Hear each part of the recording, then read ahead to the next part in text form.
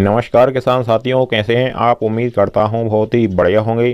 किसान साथियों, गर्मियों के सीज़न में रबी फसल की कटाई के बाद में हमारे अधिकतर किसान भाई मूंग की खेती करने लगे हैं। गर्मी में मूंग की खेती करते समय हमारे किसान भाई अधिकतर कुछ बातों का ध्यान नहीं रखते हैं, जिससे उन्हें बहुत कम उत्पादन मिलता है और मुनाफा भी कम होता है। वैसे तो किसान साथियों, गर्मियों में मूंग की खेती करने के कई सारे फायदे होते हैं, जिससे हमारी भूमि का भी सुधार होता है और किसानों को बहुत ही अच्छा मुनाफा भी प्राप्त होता है। तो किसान साथियों, अगर आप भी गर्मियों के सीज़न में मूंग की खेती करना चाहते हैं रबी फसल की कटाई के बाद में, तो आपको इन 4 बातों का ध्यान रखना बहुत ही ज़रूरी है। मूंग की खेती से शानदार उत्पादन लेने के लिए किसान साथियों, हमारी कोशिश हमेशा ही यही रहती है कि हमारे किसान साथियों को उनकी सभी फसलों से पूरा भरपूर उत्पादन मिल सके और हम आगे भी आपको इसी प्रकार की जानकारी ऐसे ही देते रहेंगे। इसके लिए आप हमारे चैनल को सब्सक्राइब करना बिल्कुल मत भूलिएगा और हमारे सभी किसान साथियों के साथ वीडियो को शेयर भी करिएगा। किसान साथियों, पूरी जानकारी के लिए वीडियो को शुरू से एंड तक पूरा जरूर देखिएगा। हमारे अधिकतर किसान भाइयों के सरसों, गेहूं एवं अन्य फसलों के खेत खाली हो रहे हैं और इसके बाद में हमारे किसान भाई मूंग की बुवाई करना चाहते हैं। तो ऐसे में आपको सर्वप्रथम इस बात का ध्यान रखना है कि आपको खेत की तैयारी बिल्कुल एकदम नंबर 1 करनी है। खेत की तैयारी में आपको जो भी आपने फसल लगाई थी उसके अवशेष पड़े हुए हैं, सर्वप्रथम उनको आप नष्ट कर दीजिए। इसके बाद में खेत की एक बार गहरी जुताई कर दीजिए।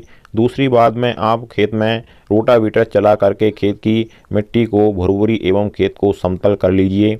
इसके बाद में आपके पास अगर देसी सड़ी गली गोबर की खाद उपलब्ध है तो आप उसको अपने खेत में डलवा दीजिए। अन्यथा आपके पास गोबर की खाद उपलब्ध नहीं है तो आप वर्मी कंपोस्ट खाद का भी इस्तेमाल कर सकते हैं। इसके बाद में किसान साथियों, हमारी दूसरी बात आती है समय की। समय को आपको खास ध्यान में रखकर चलना है।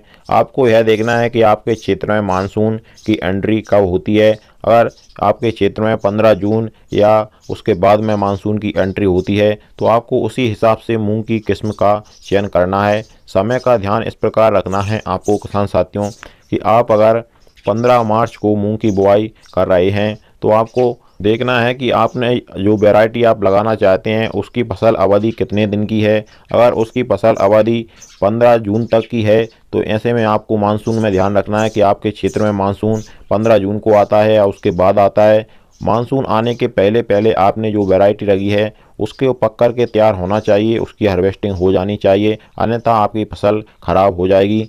तीसरा किसान साथियों, आपको बीज उपचार करके ही बुवाई करनी है। चाहे आप कोई सी भी वैरायटी लगा रहे हों, बीज उपचार जरूर करिएगा और बीज की मात्रा आपको थोड़ी बढ़ाकर बुवाई करनी है। आपको 8 से 10 केजी प्रति 1 एकड़ में मूंग के बीज डालने हैं। बुवाई करते समय आपको रासायनिक खाद का भी काफ़ी ध्यान रखना है, क्योंकि शुरुआत में ही मूंग के पौधों को अच्छी तरीके से पर्याप्त खाद मिलना चाहिए, तभी उनकी ग्रोथ सही से होगी। बुवाई के समय खाद की बात करें तो आपको लगभग 35 से 40 केजी डीएपी लेना है 1 एकड़ खेत के लिए। उसी के साथ में आपको 10 केजी यूरिया ले लेना है और 15 से 20 केजी आपको एमओपी पोटास भी ले लेना है और 4 केजी सल्फर भी आपको इसी में मिला लेनी है।